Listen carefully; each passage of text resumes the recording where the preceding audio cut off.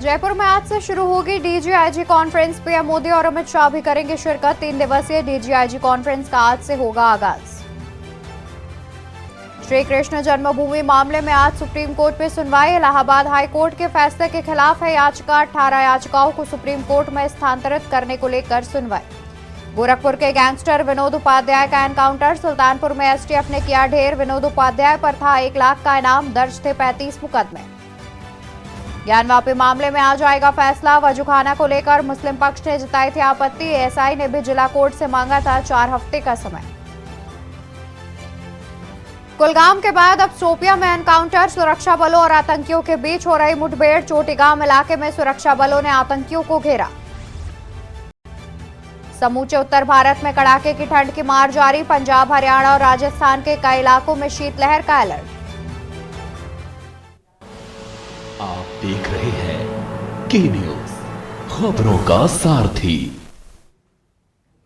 नमस्कार, मैं हूं आपके साथ अवंतिका अवस्थी और स्वागत है आपका देश की बात में। रुक करेंगे आज के अहम खबरों की ओर। बता दें कि सुल्तानपुर में यूपी एसटीएफ की बदमाश से हुई है मुठभेड़। मुठभेड़ में माफिया एवं शार्प शूटर को लगी गोली। गोरखपुर पुलिस ने 1 लाख का इनाम आरोपी पर किया था घोषित। गोरखपुर बस्ती संत कबीर नगर में बनाया था संगठित गिरोह। मुठभेड़ में माफिया एवं शार्प शूटर को लगी गोली। गोरखपुर में पुलिस ने 1 लाख का इनाम आरोपी पर किया था घोषित।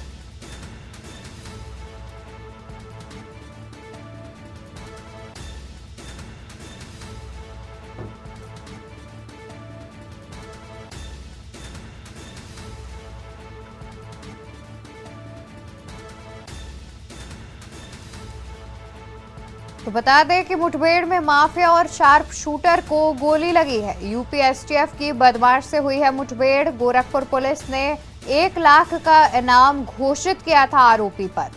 गोरखपुर बस्ती संत कबीर नगर में बनाया था संगठित गिरोह। मुठभेड़ में माफिया और शार्प शूटर को लगी गोली। गोरखपुर पुलिस ने 1 लाख का इनाम किया था घोषित। गोरखपुर बस्ती संत कबीर नगर में बनाया था संगठित गिरोह। कई हत्या की वारदातों को दे चुका है अंजाम।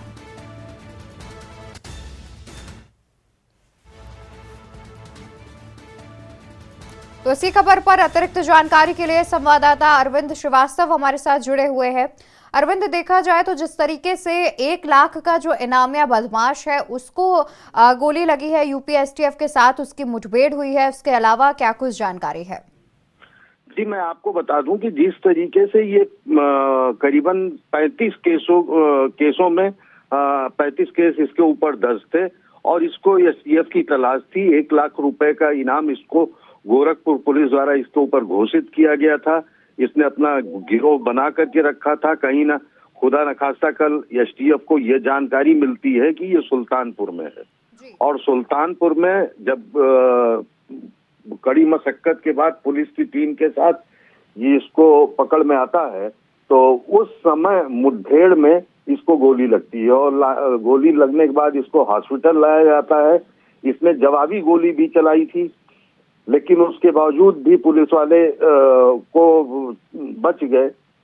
ये गंभीर रूप से चोटिल हुआ और इसको लाया गया हॉस्पिटल में डॉक्टरों ने इसको डेथ घोषित कर दिया। जी अरविंद जी, देखा जाए तो जिस तरीके से मुठभेड़ हुई है और बदमाश की मृत्यु भी हो गई उस दौरान, तो देखा जाए ये भी जानकारी सामने आ रही है कि इसने कई संगठित गिरोह भी बनाए थे। तो क्या जो अन्य गिरोह के साथी हैं उनकी भी तलाश या उनकी भी धरपकड़ जारी है? देखिए, अब ये तो एसटीएफ ही बता पाएगी। धरपकड़ तो जारी है, बिल्कुल तलाश जारी है। सुनने में आ रहा है कि इसने जो गिरोह बनाया था उसके भी लिए एसटीएफ प्रयासरत है, पुलिस प्रयासरत है। निश्चित ही जैसे आज इसका अंजाम हुआ वैसे ही कल उसको पकड़ा जाएगा और वही अंजाम उसके साथ भी होगा। बिल्कुल, जाहिर तौर पर देखा जाए तो यूपी एसटीएफ की लगातार कार्रवाई भी जारी है। वहीं देखा जाए तो 1 लाख का इनामिया बदमाश है जिसकी यूपी एसटीएफ के साथ मुठभेड़ हुई है। और ये भी जानकारी है जैसे कि आपने भी बताया कि कई संगठित गिरोह भी बनाए थे और इसके अलावा कई मुकदमे भी इस आरोपी पर दर्ज थे। उसके अलावा एक बड़ी कामयाबी कहीं ना कहीं यूपी एसटीएफ के हाथ लगी है। जी, इसमें कोई दो राय नहीं है। निश्चित ही एक बड़ी कामयाबी एसटीएफ और पुलिस के हाथ लगी है। और इस तरीके से जो माफिया हैं, जो चोरी छिपे रह रहे हैं, जिनके ऊपर क्या कहते हैं इनाम भी घोषित है, लेकिन फिर भी पुलिस उनको नहीं पकड़ पाती है। लेकिन आज इस मामले में अगर एसटीएफ को देखा जाए तो उसने बहुत बहादुरी का काम किया है और पकड़ करके ऐसे ही बदमाशों को उनके अंजाम तक पहुंचाया है। जी बिल्कुल, जाहिर तौर पर देखा जाए तो जिस तरीके से ये बदमाशों के साथ मुठभेड़ हुई है यूपी एसटीएफ की और साथ ही इसमें बदमाश को मार गिराया है यूपी एसटीएफ ने, तो जाहिर तौर पर कहीं ना कहीं ये एक बड़ी कामयाबी भी हाथ लगी है। और इसी तरीके से अगर सारे बदमाश जो है, माफिया जो है, उनकी धरपकड़ की जाए तो कहीं ना कहीं जितने भी इनामिया बदमाश हैं या जितने भी बड़े माफिया हैं जिन पर कई दर्जनों मुकदमे दर्ज हैं, तो उनको पकड़ने में सफलता हासिल की जाएगी। बहुत शुक्रिया अरविंद जी अतिरिक्त जानकारी दर्शकों को पहुंचाने के लिए। तो ये थे हमारे साथ सुल्तानपुर से हमारे जोनल हेड अरविंद श्रीवास्तव जी जिन्होंने हमें अतिरिक्त जानकारी दी। बता दें कि गैंगस्टर विनोद उपाध्याय की यूपी एसटीएफ के साथ मुठभेड़ हुई। गैंगस्टर पर करीब 35 से ज्यादा मुकदमे भी दर्ज थे। 1 लाख का इनाम भी गैंगस्टर पर घोषित था, जिसके बाद सुल्तानपुर में यूपी एसटीएफ के साथ मुठभेड़ हुई और मुठभेड़ में यूपी एसटीएफ ने बदमाश को मार गिराया। और यहां रुकेंगे एक छोटे से ब्रेक के लिए, जल्द हाजिर होंगे। आप देख रहे हैं के न्यूज, खबरों का सारथी। ब्रेक से वापस आ गए हैं, रुक करते हैं खबरों की ओर। खबर आपको राजधानी दिल्ली से बता दें, जहां पर यूपी में हलाल सर्टिफिकेट मामले में सुनवाई आज। सुप्रीम कोर्ट में बिक्री मामले पर होगी आज सुनवाई। यूपी में हलाल सर्टिफिकेट मामले में सुनवाई आज। सुप्रीम कोर्ट में बिक्री मामले पर होगी सुनवाई। यूपी में हलाल सर्टिफिकेट उत्पाद बिक्री पर है रोक। एफआईआर दर्ज होने के खिलाफ याचिका पर होगी आज सुनवाई।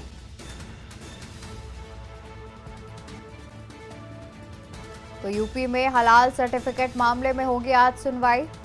आपको बता दें कि उत्तर प्रदेश में हलाल सर्टिफिकेट वाले उत्पादों की बिक्री पर रोक और हलाल सर्टिफिकेट जारी करने वाली संस्थाओं पर एफआईआर दर्ज होने के खिलाफ याचिका पर सुप्रीम कोर्ट आज सुनवाई करेगा। उत्तर प्रदेश में नवंबर 2023 में हलाल सर्टिफिकेट वाले खाद्य उत्पादों पर योगी सरकार ने रोक लगा दी थी। मुख्यमंत्री योगी आदित्यनाथ की अगुवाई वाली सरकार की ओर से इस बाबत जारी आदेश में कहा गया था कि राज्य में अब हलाल सर्टिफिकेट वाले उत्पादों के निर्माण, भंडारण और वितरण पर बिक्री को तत्काल प्रभाव से बैन कर दिया गया है। तो इसी खबर पर अतिरिक्त जानकारी के लिए संवाददाता प्रवेश शर्मा जुड़े हुए हैं। प्रवेश, देखा जाए तो जिस तरीके से उत्तर प्रदेश में योगी सरकार ने हलाल सर्टिफिकेट वाले प्रोडक्ट्स पर बैन लगाया था, जिसके खिलाफ एक एफआईआर दायर की गई, जिस पर आज सुनवाई भी होनी है। बेहद अहम फैसला भी आ सकता है आज। तो देखा जाए किस तरीके से इस मामले को देखा जा रहा है। बिल्कुल, देखिए मैं आपको बता दूं कि नवंबर 2023 में जो है आदित्य योगीनाथ जो उत्तर प्रदेश के मुख्यमंत्री है, उन्होंने हलाल उत्पादों पर जो साफ तौर पर जो है ना रोक लगा दी थी। उसके निर्माण, भंडार या बात करें उसके उत्पादन पर भी साफ तौर पर रोक लगा दी थी। और इसको लेकर लगातार से हम देख रहे थे कि कई पक्ष के जो विरोध सामने आ रहा था और इसीलिए सुप्रीम कोर्ट का रुख किया गया। साफ तौर पर मैं बता दूं कि हलाल उत्पाद कंपनी की तरफ से जो है आज सुप्रीम कोर्ट में जो एक दिसंबर के महीने में, पिछले महीने एक याचिका दायर की थी जिसकी सुनवाई आज होनी है। और मैं आपको साफ तौर पर बता दूं कि मुद्दा इतना गंभीर है या बात करें इतना संवेदनशील है कि इसमें देखने वाली बात ये होगी कि सूबे के मुख्यमंत्री जो योगी आदित्यनाथ है, उन्होंने साफ तौर पर इन उत्पादों पर बैन लगाया था। देखने वाली बात यह है कि सुप्रीम कोर्ट क्या उत्तर प्रदेश के मुखिया की जो साफ तौर पर मैं ये कहूंगा जिस तरीके से बैन लगाया था उसको हटाएंगे या उसको साफ तौर पर रखेंगे। ये सुप्रीम कोर्ट में जब अब सुनवाई होगी, लगभग 11 बजे का समय बताया जा रहा है, तो उसके बाद ये तय हो जाएगा। जी बिल्कुल, देखा जाए तो जिस तरीके से 11 बजे इस मामले पर सुनवाई होनी और उसके बाद ये तय किया जाएगा, कहीं न कहीं देखा जाए तो एक बेहद गंभीर मुद्दा भी माना जा रहा है, क्योंकि नवंबर 2023 यानी कि अभी हाल ही में योगी सरकार ने हलाल प्रोडक्ट्स पर बैन लगाया था और उसके बाद आज सुनवाई होनी है। और लगातार जब से प्रोडक्ट्स पर बैन लगाया गया है, तब से कहीं न कहीं एक पक्ष जो है वो इस फैसले पर कहीं न कहीं नाराज़गी व्यक्त करता नज़र आ रहा था।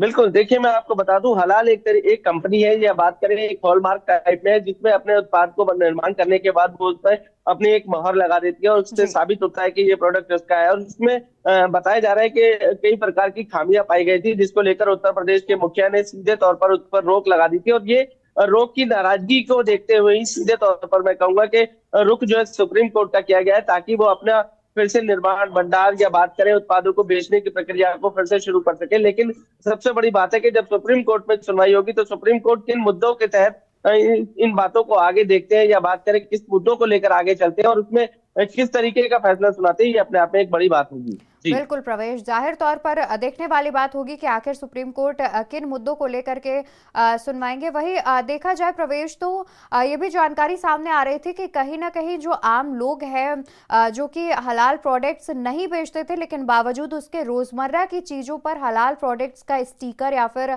उन्हें दिखा करके कि ये हलाल प्रोडक्ट सर्टिफाइड है, ऐसे करके ज्यादा फायदे के लिए बेच रहे थे। तो एक ये भी बात सामने आ रही थी कहीं ना कहीं।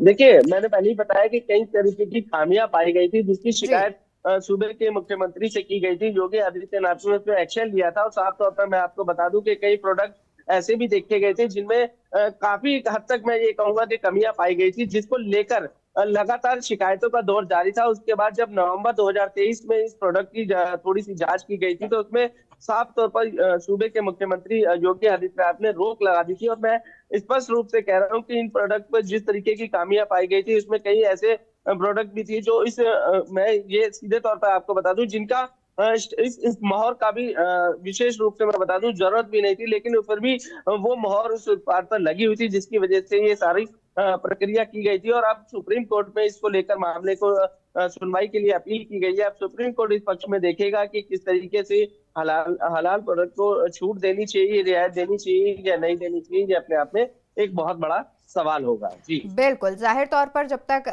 देखा जाए तो 11 बजे के आसपास इस मामले पर सुनवाई भी सुप्रीम कोर्ट में की जाएगी। बहुत शुक्रिया प्रवेश आपका अतिरिक्त जानकारी दर्शकों तक पहुंचाने के लिए। तो आपको बता दें कि आज सुप्रीम कोर्ट में हलाल प्रोडक्ट्स पर फैसला आएगा, जहां पर देखा जाए तो नवंबर 2023 में योगी सरकार ने उत्तर प्रदेश में हलाल प्रोडक्ट्स पर बैन लगा दिया था, जिसके खिलाफ एक एफआईआर दायर की गई थी, जिस पर आज सुप्रीम कोर्ट सुनवाई करेगा। लगभग 11 बजे इस मामले की सुनवाई होने की बात सामने आ रही है। और यहाँ रुकेंगे एक और छोटे से ब्रेक के लिए, जल्द हाजिर होंगे। आप देख रहे हैं की न्यूज, खबरों का सारथी। ब्रेक से वापस आ गए हैं, रुक कर लेते हैं अहम खबरों की ओर। खबर आपको बता देते हैं मथुरा से, जहां पर श्री कृष्ण जन्मभूमि शाही ईदगाह मामला 18 याचिकाओं पर आज सुप्रीम कोर्ट में होनी है सुनवाई। श्री कृष्ण जन्मभूमि शाही ईदगाह मामला, खबर मथुरा से, जहां 18 याचिकाओं पर आज सुप्रीम कोर्ट में होगी सुनवाई। इलाहाबाद हाई कोर्ट ने एक साथ सुनवाई के दिए थे आदेश। हाई कोर्ट ने दी है शाही मस्जिद परिसर में सर्वे को अनुमति। बता दें कि मथुरा में श्री कृष्ण जन्मभूमि शाही ईदगाह मस्जिद मामले में आज सुनवाई होनी है। इस बाबत मस्जिद के सर्वेक्षण के लिए इलाहाबाद हाई कोर्ट के कमिश्नर नियुक्त करने के फैसले को सुप्रीम कोर्ट में चुनौती दी गई है। मस्जिद इंतजामिया कमेटी ने सुप्रीम कोर्ट में इस पर शीघ्र सुनवाई की गुहार लगाई थी। हालांकि दिसंबर महीने के मध्य में लगाई गई इस याचिका पर तत्काल सुनवाई नहीं हुई, लेकिन इस मामले में आज मेंशनिंग पर सुनवाई की जाएगी। महत्वपूर्ण बात यह है कि मस्जिद समिति ने सभी 18 याचिकाओं को सुप्रीम कोर्ट में स्थानांतरित करने के लिए उच्च न्यायालय के पहले के आदेश को चुनौती दी है। इलाहाबाद हाईकोर्ट ने इस संबंध में सभी याचिकाओं पर एक साथ सुनवाई के आदेश दिए थे, जिसे मुस्लिम पक्ष ने अवैध करार दिया। इसके पहले इलाहाबाद हाईकोर्ट ने मथुरा में श्री कृष्ण जन्मभूमि मंदिर से सटे शाही ईदगाह परिसर के सर्वे को मंजूरी दे दी है, 26 मई 2023 को कोर्ट ने शाही ईदगाह परिसर के सर्वेक्षण के लिए अदालत की निगरानी में एक एडवोकेट कमिश्नर की नियुक्ति की मांग स्वीकार ली थी। तो इसी खबर पर अतिरिक्त जानकारी के लिए संवाददाता प्रवेश शर्मा जुड़े हुए हैं। प्रवेश, देखा जाए तो कहीं ना कहीं बेहद संवेदनशील मुद्दा है, क्योंकि श्री कृष्ण जन्मभूमि शाही ईदगाह का मामला भी सामने आ रहा है, जिस पर आज करीब 18 मामलों पर सुनवाई की बात सामने आ रही है। देखिए, बिल्कुल आपने बिल्कुल सही कहा। मैं आपको एक बात स्पष्ट रूप से बता दूं कि जिस तरीके से अयोध्या राम भूमि जन्मभूमि को लेकर विवाद था, सेम उसी तरीके से ये मथुरा श्री कृष्ण जन्मभूमि का विवाद भी है। श्री कृष्ण मंदिर से सटी हुई एक शाही मस्जिद है जिसको लेकर ये पूरा विवाद है। और मैं आपको बता दूं कि हाई कोर्ट ने साफ तौर पर जो है 18 याचिका लगी थी इस मामले को लेकर, उनकी सुनवाई एक साथ करने की बात कही थी, जिसको लेकर मुस्लिम पक्ष ने नाराजगी जताई थी। उनका कहना था कि ये याचिकाएं अलग अलग लगी है, तो इन पर सुनवाई भी अलग अलग होनी चाहिए। चूंकि मामला सेम है, एक ही कड़ी से जुड़ा हुआ था, उसको लेकर सीधे तौर पर हाई कोर्ट ने कहा था कि मामला एक ही मुद्दे को लेकर है और अलग अलग सुनवाई करने से कोर्ट का समय जाया होगा। तो सीधी सी बात है कि पूरे मामले को 18 की 18 याचिका को एक साथ सुनने में कोई भी दोहराई या परेशानी नहीं है। लेकिन मुस्लिम पक्ष ने इस पर थोड़ी सी नाराजगी जताई थी, जिसको लेकर उनका रुख जो है अब सुप्रीम कोर्ट की तरफ गया है। और मैं आपको बता दूं कि सुप्रीम कोर्ट में उन्होंने साफ तौर पर दो मांगे की है। एक तो सबसे बड़ी मांग ये की है कि सबसे ज्यादा ये मामले को लामबंदित ना किया जाए, जितना जल्दी हो सके उसकी जो है सुनवाई की जाए, या बात करें इसकी अगली जो तारीखें होती है लंबी ना दी जाए, उनको शॉर्ट में देकर जल्दी से जल्दी इस मामले की सुनवाई की जाए। और दूसरी बड़ी बात मुस्लिम पक्ष की तरफ से खुद कही गई है कि ये जो 18 याचिका है इस पर सुनवाई एक साथ करनी चाहिए। ये दोनों बातें खुद इंतजामिया जो कमेटी है मस्जिद परिसर के, उनकी तरफ से कही गई है। और आज सुप्रीम कोर्ट इस मामले को लेकर पूरी सुनवाई करेगा। और मैं आपको एक बात और स्पष्ट रूप से बता दूं कि इलाहाबाद हाई कोर्ट ने जो है एएसआई सर्वे की जो मांग थी उसको सुन लिया था और मांग के आदेश भी कर दिए थे। और एएसआई का सर्वे हो भी चुका है, लेकिन अभी तक उसकी रिपोर्ट का खुलासा नहीं हुआ है। अब देखने वाली बात है कि सुप्रीम कोर्ट जब इस तथ्यों को लेकर चर्चा करेगा तो आज क्या रुख रहेगा, ये अपने आप में एक बड़ा सवाल होगा। जी बिल्कुल प्रवेश, यानी कि देखा जाए तो कहीं ना कहीं सुप्रीम कोर्ट में इलाहाबाद हाई कोर्ट के फैसले को चुनौती दी गई है सुप्रीम कोर्ट में मुस्लिम पक्ष के द्वारा। बिल्कुल, इसमें कोई दोहराई नहीं है। सीधे तौर पर ये कहना गलत नहीं होगा, क्योंकि जो हाई कोर्ट का फैसला है उसको लेकर मुस्लिम पक्ष में कहीं ना कहीं छोटी सी नाराजगी दिखाई दे रही है। और इसी वजह से उन्होंने सीधे तौर पर कहे तो सुप्रीम कोर्ट का रुख किया और उन्होंने मांग की है कि अब जो पूरा मामला है वो सुप्रीम कोर्ट की तरफ से देखा जाएगा। जबकि हाई कोर्ट ने एक एडवोकेट के साथ एक कमेटी भी गठित कर दी थी, जिसकी निगरानी में पूरी रिपोर्ट को तैयार करने की बात सामने आई थी। लेकिन उसके बावजूद दूसरा पक्ष जो है वो सुप्रीम कोर्ट पहुंच गया और याचिका 18 लगी हुई है। टोटल 18 की 18 याचिकाओं की मांग एक साथ करने की कही है। अब सुप्रीम कोर्ट इसमें रुख अपना आगे तय करेगा। जी बिल्कुल, और वहीं साथ ही देखा जाए तो कहीं ना कहीं जैसे कि आपने भी जानकारी दी कि एएसआई सर्वे के लिए मंजूरी भी दे दी थी इलाहाबाद हाई कोर्ट ने, और वहीं कहीं ना कहीं सर्वे भी पूरा हो गया था, लेकिन अभी तक उसकी रिपोर्ट सामने नहीं आई है। तो क्या इसको लेकर के भी आज सुनवाई की जाएगी और इस पर एएसआई सर्वे पर भी आज कोई फैसला आ सकता है? देखिए, सुप्रीम कोर्ट के पास जब पूरा डिटेल या डाटा पहुंचेगा तो सुप्रीम कोर्ट उसमें जाहिर सी बात है कि सभी फर्तों को खोलने की कोशिश करेगा और देखने की कोशिश करेगा कि आखिर जो नाराजगी है उसकी वजह क्या है। उसके बाद सुप्रीम कोर्ट ये तय करेगा कि किस पक्ष के बातों में थोड़ा सा सीधे तौर पर मैं कहूँ सुप्रीम कोर्ट एक सबूतों के तौर पर बात करेगा। देखिए, सर्वे किया गया है, सर्वे में बताया जा रहा है। और मैं आपको बता दूं साफ तौर पर जो हिंदू पक्ष है उनका कहना है कि जो परिसर है मंदिर परिसर के आसपास एक कमल का फूल की आकृति भी दिखाई दे रही है। इसके अलावा कई ऐसे आकृति दिखाई दे रही है जो हिंदू पक्ष से जुड़ी हुई है। तो मस्जिद के परिसर में उनका जो होना है वो नागवार गुजर रहा है, उसी वजह से ये विवाद लगातार बढ़ता चला जा रहा है। हिंदू पक्ष का सीधे तौर पर कहना है कि श्री कृष्ण जन्म भूमि है और यहाँ पर भगवान श्री कृष्ण का जन्म हुआ था, और वो जो मस्जिद बनी हुई है वो उस परिसर के ऊपर बनी हुई है। अगर आप नीचे जाकर थोड़ा सा तहखाने की तरफ देखेंगे तो वहां पर कई ऐसी आकृतियां या ऐसे निशान मिलते हैं जो हिंदू पक्ष की तरफ से जुड़े हुए हैं, और यही विवाद की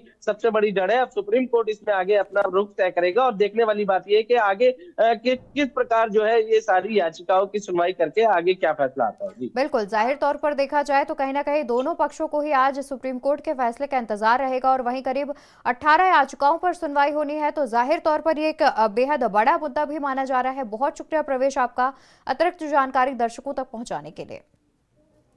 तो आपको बता दें कि करीब आज 18 याचिकाओं पर सुप्रीम कोर्ट में सुनवाई होनी है। वहीं इलाहाबाद हाई कोर्ट के फैसले को सुप्रीम कोर्ट में मुस्लिम पक्ष के द्वारा चुनौती दी गई है। एक बेहद संवेदनशील मुद्दा बताया जा रहा है, जहां पर श्री कृष्ण जन्मभूमि शाही ईदगाह का मामला है ये, जहां पर श्री कृष्ण जन्मभूमि के बगल में ही सटी हुई करीब शाही ईदगाह बनी हुई है, जहां पर इन दोनों ही देखा जाए तो इन दोनों ही परिसर को लेकर एक विवाद खड़ा हुआ है, जिसकी सुनवाई आज सुप्रीम कोर्ट में की जाएगी। वहीं इलाहाबाद हाई कोर्ट ने कई तरीके के जांच के आदेश भी दिए थे, उसके बावजूद कहीं ना कहीं मुस्लिम पक्ष इलाहाबाद हाई कोर्ट के फैसले से नाराज नजर आ रहा था, जिसको लेकर के सुप्रीम कोर्ट में ये याचिका दायर की गई है।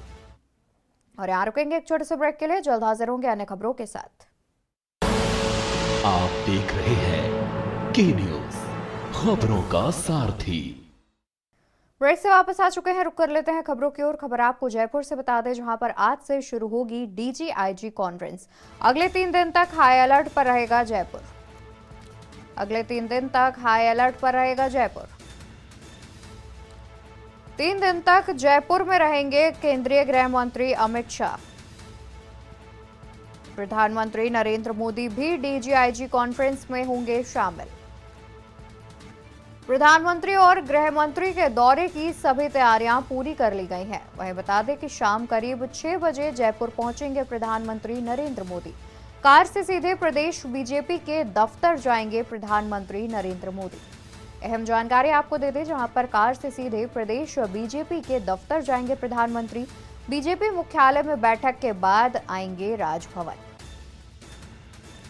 आज से शुरू होगी डीजीआईजी कॉन्फ्रेंस। जानकारी के अनुसार राजस्थान में प्रचंड जीत के बाद प्रधानमंत्री आज पहली बार राज्य के दौरे पर पहुंच रहे हैं, जहां पर आज शाम 6 बजे जयपुर पहुंचेंगे प्रधानमंत्री, जहां बीजेपी कार्यालय में पार्टी नेताओं के साथ लोकसभा चुनाव की रणनीति को लेकर बैठक करते नजर आएंगे।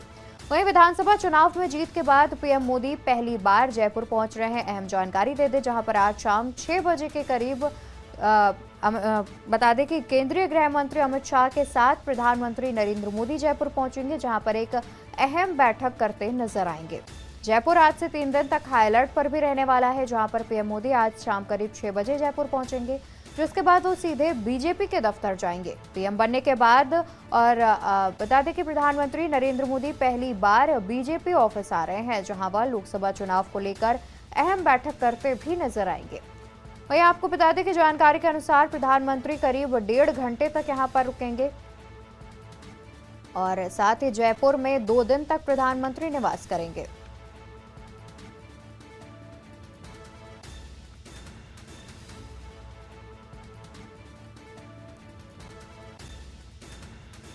प्रधानमंत्री और गृह मंत्री के आगमन को देखते हुए सुरक्षा के भी पुख्ता इंतजाम किए गए हैं। तो इसी खबर पर अतिरिक्त जानकारी के लिए संवाददाता सुनील शर्मा जुड़े हुए हैं। सुनील, देखा जाए तो जिस तरीके से प्रधानमंत्री और केंद्रीय गृह मंत्री अमित शाह पहुंच रहे हैं डीजीआईजी कॉन्फ्रेंस में, और साथ ही देखा जाए तो उनके दौरे को देखते हुए पहले से ही सुरक्षा के तमाम इंतजाम भी कर लिए गए हैं।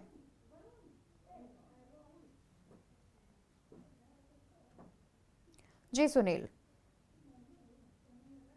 जी, नरेंद्र मोदी जो आज पहुंच रहे हैं, नरेंद्र मोदी की पहुंचने के साथ साथ ही जयपुर में हाई अलर्ट भी जारी हुआ है और हाई अलर्ट के साथ साथ सुरक्षा तंत्र भी प्रभावी रूप से दिखाई दे रहे हैं, क्योंकि आज एयरपोर्ट पे 5 और 6 के बीच में नरेंद्र मोदी पहुंचेंगे और पहुंचने के बाद वो सीधे बीजेपी जो मुख्यालय है, मुख्यालय में पहुंचेंगे। मुख्यालय पर संगठनात्मक एक बैठक भी होगी। बैठक में जो आगामी लोकसभा चुनाव है उसके ऊपर भी विचार विमर्श किया जाएगा। साथ ही जो 58वां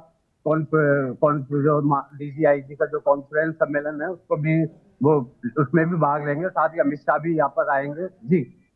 जी, और साथ ही सुनील, देखा जाए तो जिस तरीके से जानकारी सामने आ रही है कि करीब 3 दिनों तक इस कॉन्फ्रेंस का भी आयोजन किया जाएगा, जहां पर तीनों दिन जयपुर में सुरक्षा की व्यवस्था जो है वो हाई अलर्ट पर रखी गई है। वहीं आगामी लोकसभा चुनाव को देखते हुए एक विशेष रणनीति के तहत एक बैठक भी की जाएगी। इसको लेकर के क्या कुछ जानकारी है?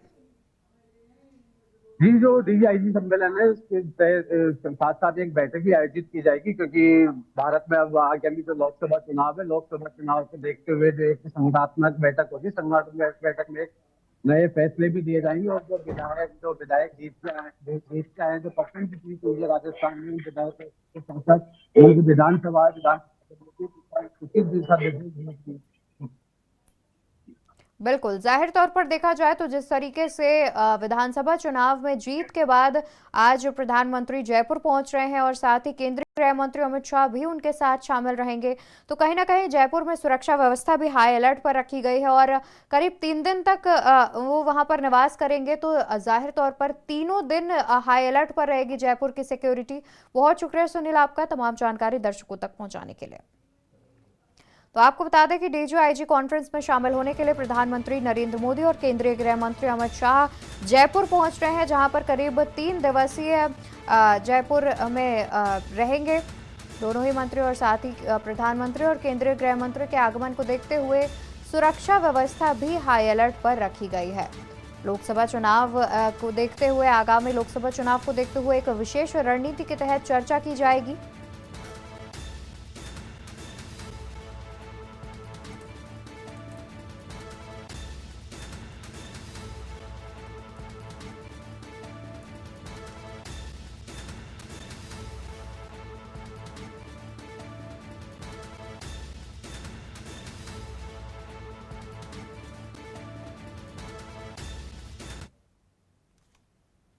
वही खबर आपको वाराणसी से बता देते हैं, जहां पर ज्ञानवापी मामले में आ जाएगा अहम फैसला। वजूखाने को लेकर मुस्लिम पक्ष ने जताई थी आपत्ति। वजूखाने को लेकर मुस्लिम पक्ष ने जताई थी आपत्ति। सर्वे रिपोर्ट जारी करने को लेकर आज होगा अहम फैसला। एएसआई ने भी जिला कोर्ट से मांगा था 4 हफ्ते का समय। खबर वाराणसी से बता दें, जहां पर आज ज्ञानवापी मामले में आएगा अहम फैसला। वजूखाने को लेकर मुस्लिम पक्ष ने जताई थी आपत्ति।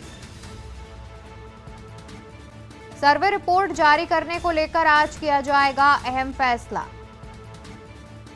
एएसआई ने भी जिला कोर्ट से मांगा था 4 हफ्ते का समय। खबर वाराणसी से, जहां पर ज्ञानवापी मामले में आज आएगा अहम फैसला। वजूखाने को लेकर मुस्लिम पक्ष ने जताई थी आपत्ति। सर्वे रिपोर्ट जारी करने को लेकर किया जाएगा अहम फैसला। एएसआई ने भी जिला कोर्ट से मांगा था 4 हफ्ते का समय। खबर वाराणसी से बता दें, जहां पर ज्ञानवापी मामले में आज आएगा अहम फैसला। वजूखाने को लेकर मुस्लिम पक्ष ने जताई थी आपत्ति।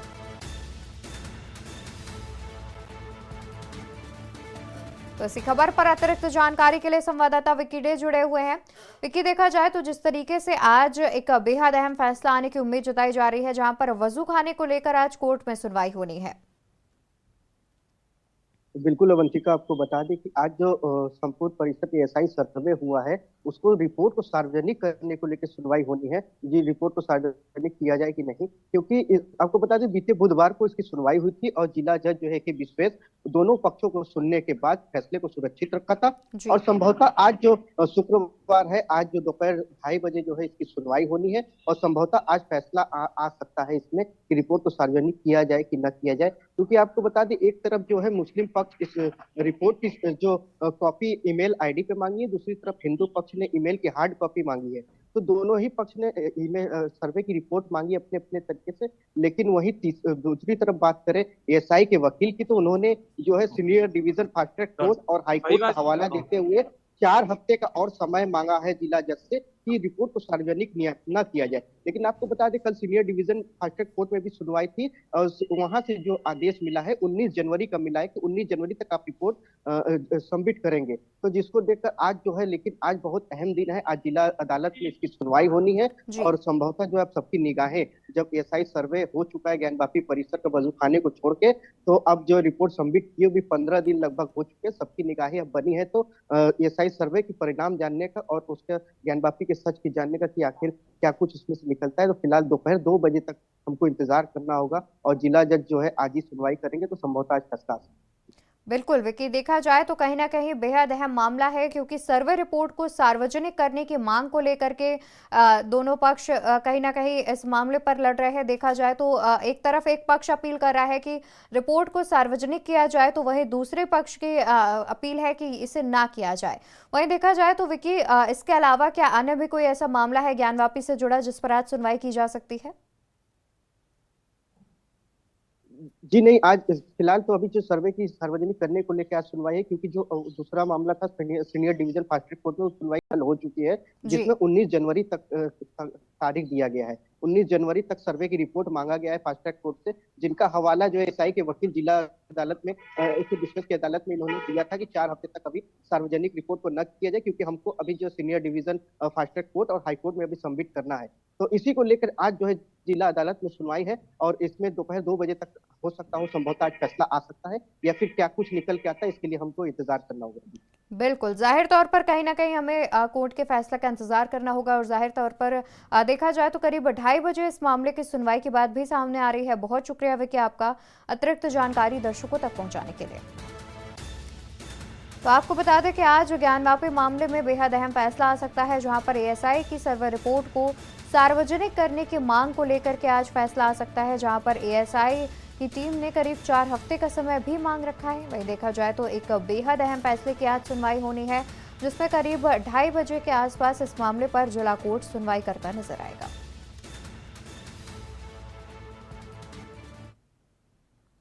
और यहाँ रुकेंगे एक छोटे से ब्रेक के लिए, जल्द हाजिर होंगे। आप देख रहे हैं के न्यूज, खबरों का सारथी। ब्रेक से वापस आ चुके हैं, रुक कर लेते हैं खबरों की ओर, जहां पर मध्य प्रदेश और यूपी में आज फिर बारिश के आसार। 15 राज्यों में घने कोहरे का अलर्ट भी मौसम विभाग ने किया जारी। 15 राज्यों में घने कोहरे का अलर्ट मौसम विभाग ने किया जारी, जहां राजस्थान सहित 6 राज्यों में कोल्ड डे का अलर्ट मौसम विभाग ने किया जारी। सर्दी और कोहरे को लेकर स्कूलों में भी की गई छुट्टी। छत्तीसगढ़, बिहार और झारखंड में बारिश का अलर्ट किया गया जारी। वहीं कर्नाटक, केरल, तमिलनाडु में अगले 5 दिन तक बारिश का अलर्ट मौसम विभाग ने किया जारी। पंजाब, दिल्ली, मध्य प्रदेश, उत्तर प्रदेश सहित 15 राज्यों में कोहरे का अलर्ट भी मौसम विभाग ने जारी किया है। राजस्थान में शीतलहर का रेड अलर्ट मौसम विभाग ने किया जारी। मध्य प्रदेश, यूपी में आज फिर बारिश के आसार। 15 राज्यों में घने कोहरे का अलर्ट मौसम विभाग ने किया जारी। राजस्थान सहित 6 राज्यों में कोल्ड डे का अलर्ट भी हुआ जारी। वहीं सर्दी और कोहरे को लेकर स्कूलों की भी छुट्टियां की गई। देखा जाए तो जिस तरीके से बारिश के बाद गलन बढ़ रही है और साथ ही कोहरा भी बढ़ रहा है, कहीं ना कहीं बच्चों को स्कूल आने जाने में परेशानी हो रही थी, जिसको लेकर के प्रशासन ने स्कूलों की तो छुट्टी कर दी है। वहीं मौसम विभाग ने अगले 5 दिनों तक कई राज्यों में बारिश का अलर्ट जारी किया है। वहीं यूपी सहित करीब 15 राज्यों में कोहरे का अलर्ट भी मौसम विभाग ने जारी किया है। वहीं राजस्थान में शीतलहर का रेड अलर्ट मौसम विभाग ने जारी किया है। तो मध्य प्रदेश और उत्तर प्रदेश में आज फिर बारिश के आसार। 15 राज्यों में घने कोहरे का अलर्ट मौसम विभाग ने किया जारी। राजस्थान सहित 6 राज्यों में कोल्ड डे का अलर्ट मौसम विभाग ने किया जारी। सर्दी और कोहरे को लेकर स्कूलों की गई छुट्टी। छत्तीसगढ़, बिहार, झारखंड में बारिश का रेड अलर्ट किया जारी। वहीं कर्नाटक, केरल और तमिलनाडु राज्य में भी अगले 5 दिन तक बारिश का अलर्ट मौसम विभाग ने जारी किया है। पंजाब, दिल्ली, मध्य प्रदेश और उत्तर प्रदेश सहित करीब 15 राज्यों में बारिश का अलर्ट मौसम विभाग ने जारी किया है। वहीं राजस्थान में शीतलहर का रेड अलर्ट किया गया है जारी। मध्य प्रदेश और यूपी में आज फिर बारिश के आसार। 15 राज्यों में घने कोहरे का अलर्ट मौसम विभाग ने किया जारी।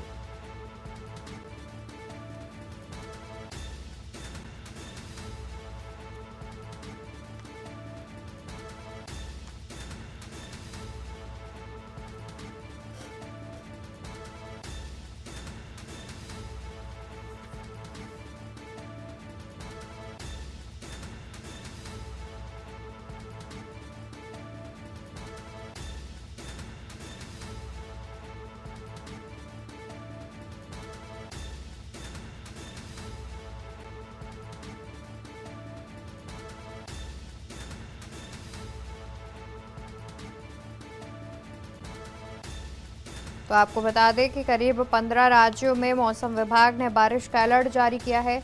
इसी को लेकर हमारे साथ कई राज्यों से हमारे संवाददाता भी जुड़े हुए हैं, जहां पर भरत सेठी लखनऊ से, हरजिंदर सिंह हरियाणा से और कुलदीप भरत दिल्ली से जुड़े हुए हैं। सबसे पहले रुक कर लेते हैं कुलदीप आपका। देखा जाए तो राजधानी दिल्ली में भी मौसम विभाग ने कहीं ना कहीं बारिश का अलर्ट जारी किया है और साथ ही जैसे बारिश होती है ठंड बढ़ रही है, गलन भी बढ़ रही है और कोहरे में भी बढ़ोतरी देखी जा रही है। तो इसको लेकर के प्रशासन ने क्या कुछ इंतजाम किए हुए हैं?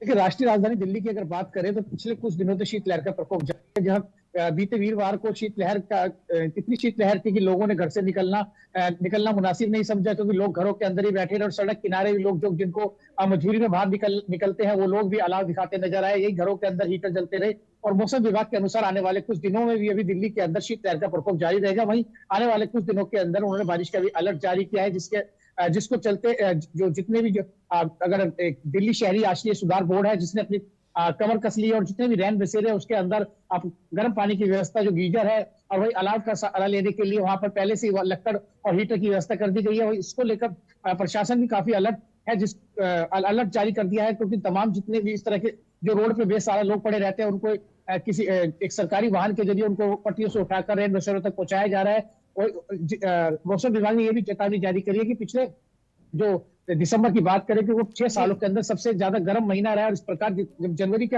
अंदर जो अभी सकरात आने तक इस तरह की शीतलहर चलती रहेगी, जिसके कारण लोगों को काम और जो जितना भी रोजमर्रा की जिंदगी है जो जितनी भी उसमें बहुत भारी नुकसान उठाना पड़ सकता है, क्योंकि लोग इस समय घरों के अंदर ही कैद हो रखे हैं और अलाव का सहारा ले रहे हैं। जी बिल्कुल, कहीं ना कहीं देखा जाए तो जिस तरीके से शीतलहर चल रही है और ठंड बढ़ रही है, लोग कहीं ना कहीं अलाव और हीटर का सहारा ले रहे हैं। वहीं कुलदीप, देखा जाए तो जिस तरीके से अन्य राज्यों में भी ये जानकारी सामने आ रही है कि बढ़ती ठंड को देखते हुए स्कूलों में छुट्टियां कर दी गई हैं, तो क्या दिल्ली के भी स्कूलों में छुट्टियां की गई हैं?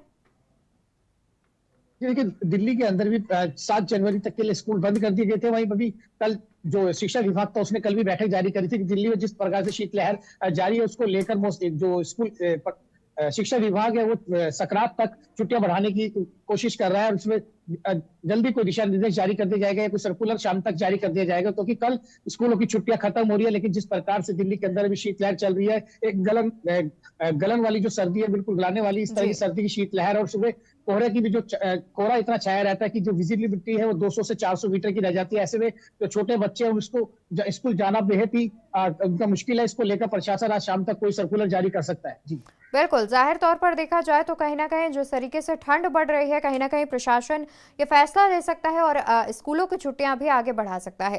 रुक कर लेते हैं लखनऊ से संवाददाता भरत सेठी। भरत, देखा जाए तो राजधानी लखनऊ के क्या हाल है, क्योंकि कहीं ना कहीं अभी बीते दिनों भी बारिश हुई थी और उसके बाद से ठंड कहीं ना कहीं बढ़ गई है और गलन भी बढ़ गई है। देखिए, बिल्कुल लखनऊ की अगर बात करते हैं, लखनऊ का टेम्परेचर बेहद डाउन होता जा रहा है और गलन की बात करें लगातार गलन काफी है और जिससे लोगों को काफी दिक्कतों का सामना करना पड़ रहा है। आज सुबह से अगर बात करें, सुबह से ही जो कोहरा है वो तो नहीं है, लेकिन ठंड की बात करें, ठंडी जो सर्द हवाएं हैं वो जरूर चल रही है। और अगर हाईवे की बात करें, हाईवे में भी जो कोहरा है वो साफ तौर पर देखा जा रहा है, जिससे गाड़ियों की जो गति है वो धीमी हो गई है। अगर उत्तर प्रदेश की राजधानी लखनऊ की बात करें, मुख्यमंत्री योगी आदित्यनाथ ने पूरे उत्तर प्रदेश में ये आदेश दिए थे कि रैन बसेरा का प्रॉपर इंतजाम किया जाए, लोगों को वहां तक पहुंचाया जाए, कोई भी सड़क पर ना सोए। इसको लेकर भी सरकार ने, प्रशासन ने तमाम कदम वो उठाए, लेकिन उसके बावजूद भी तमाम जो लोग हैं उन तक सुविधाएं नहीं मिल रही हैं, वो अपना इंतजाम खुद कर रहे हैं। अभी जिस इलाके में मैं खड़ा हूँ वहाँ की आपको तस्वीर दिखाना चाहूंगा कि वहाँ छोटे छोटे बच्चे हैं, किस तरीके से आग से हाथ सेक रहे हैं। उनका परिवार है छोटा सा, यहाँ पर वो कोई भी किसी प्रकार की उनको मदद फिलहाल सरकार की हाथ से नहीं मिल रही है। खुद ही लकड़ी का ये इंतजाम कर रहे हैं और हाथ सेक रहे हैं। ठंड से बचने के लिए उन्होंने अलाव जला रखा है और सरकारी जो राहत है उसका इंतजार करेगा। सरकार से कोई मदद मिली आपको? कुछ लकड़ी वकड़ी कहाँ से आ रही है? कुछ छोटे छोटे बच्चे आपके पास, आपको कितनी दिक्कतें हो रही है ठंड में? समस्या हो रही है आपको? देखिए, किस तरीके से साफ तौर पर इनका ये कहना है कि जो चप्पल है, जो जूता है, उसको जलाकर जो है वो आग ताप रहे हैं। और हमारे साथ एक शख्स मौजूद है, उनसे हम बात करेंगे कि किस तरीके से यहाँ पर कुछ सरकारी इंतजाम देखने को नहीं मिल रहा। क्या आप लोग को कुछ जानकारी में नगर निगम ने किस प्रकार का इंतजाम किया है? सर, ऐसा कुछ नहीं है। गवर्नमेंट योजनाएं जरूर दे रही है, लेकिन धरातल पर कोई सुविधाएं नजर नहीं आ रही। बहुत बुजुर्ग आदमी जितने हैं वो चौराहे पर ऐसे ही सो रहे हैं और ना कोई जलाने का इंतजाम है, ना कुछ सोने का इंतजाम है, ना रैन बसेरे का इंतजाम है। देखिए बिल्कुल रैन बसेरे का जो अगर बात करें इंतजाम को लेकर तो प्रशासन लगातार प्रयासरत है और तमाम जगह रैन बसेरे का इंतजाम किया हुआ, लेकिन कई इलाके ऐसे जहाँ पर सरकार की कोई भी मदद नहीं पहुंच रही है, जिस कारणवश वहाँ के लोगों को तमाम जो समस्याएं बिल्कुल भरत, देखा जाए तो खुद योगी सरकार ने आदेश दिया है, खुद मुख्यमंत्री योगी आदित्यनाथ ने आदेश दिया है, उसके बावजूद राजधानी के हाल ही बेहाल है तो यूपी के बाकी जिलों की तो बात ही अलग है। रुक कर लेते हैं, हमारे संवाददाता हरियाणा से लगातार हरजिंदर सिंह हमारे साथ जुड़े हुए हैं। हरजिंदर, देखा जाए तो जिस तरीके से बाकी राज्यों के हाल है और मौसम विभाग ने भी कहीं ना कहीं करीब 15 राज्यों में बारिश का अलर्ट जारी किया है, हरियाणा में किस प्रकार से ठंड देखी जा रही है, प्रशासन के इंतजाम देखे जा रहे हैं? डिस्ट्रिक्ट गुरदासपुर की बात करें तो बहुत ज्यादा ठंड पड़ रही है। इतना ज्यादा ही बरसात का मौसम बना हुआ है, बरसात शुरू नहीं हुई, बादल हुए हैं। ज्यादा ठंड पड़ने का आवाजाही बहुत ज्यादा प्रभावित हो रही है। ये स्कूलों की बात करें, स्कूलों की बात, जो स्कूल 9 बजे लगता है, अब 10 बजे का समय हो चुका है, तो ठंड इतनी ज्यादा है कि हाथ भी सीधे नहीं हो रहे। जो गरीब परिवार हैं, जो गरीबों के लिए बहुत मुश्किल जो पड़ी हुई है, तो उसको चाय बनाने का भी पाला पड़ा हुआ है, तो सिलेंडर बहुत महंगा है। यदि किसानों की बात करें, किसानों की बात करेंगे तो गेहूं की फसल की बात करें, गेहूं की फसल जो है उसको तो बेनिफिट मिलेगा। मेरा जो अपनी फसल बात करें मटर की या आलू की, आलू मटर की बात करें, आलू मटर की तो खेती जो बहुत उसका बहुत नुकसान हो रहा है। तो यदि ठंड की बात ठंड बहुत ज्यादा पड़े, जब सरकारी बात करें, सरकार की तरफ से कोई भी गरीब को कोई बेनिफिट नहीं मिल रहा। जो उन शेल्टर बनाए हुए बहुत कम बने हुए हैं।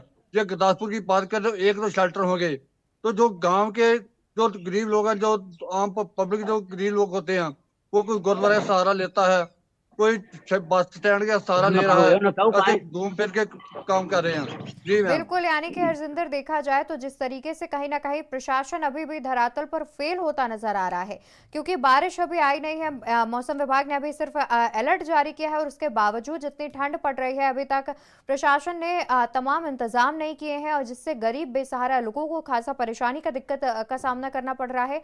बहुत शुक्रिया आप सभी का तमाम जानकारी दर्शकों तक पहुंचाने के लिए।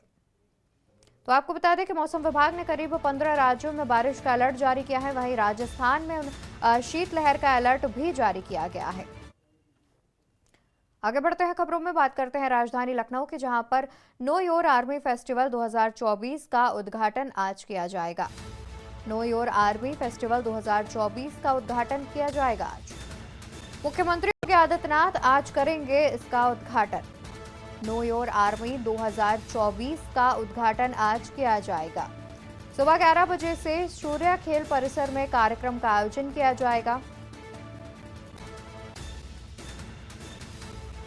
बड़ी खबर बता दें, जहां पर नो योर आर्मी फेस्टिवल 2024 का उद्घाटन आज। खबर राजधानी लखनऊ से, जहां पर मुख्यमंत्री योगी आदित्यनाथ आज इस कार्यक्रम का उद्घाटन करते नजर आएंगे। नो योर आर्मी फेस्टिवल 2024 का उद्घाटन होना है आज, जिसका उद्घाटन खुद मुख्यमंत्री योगी आदित्यनाथ करेंगे। वहीं अब से कुछ ही देर में लगभग सुबह 11 बजे सूर्या खेल परिसर में कार्यक्रम का आयोजन किया जाएगा। नो योर आर्मी फेस्टिवल 2024 का उद्घाटन आज। मुख्यमंत्री योगी आदित्यनाथ आज करेंगे उद्घाटन।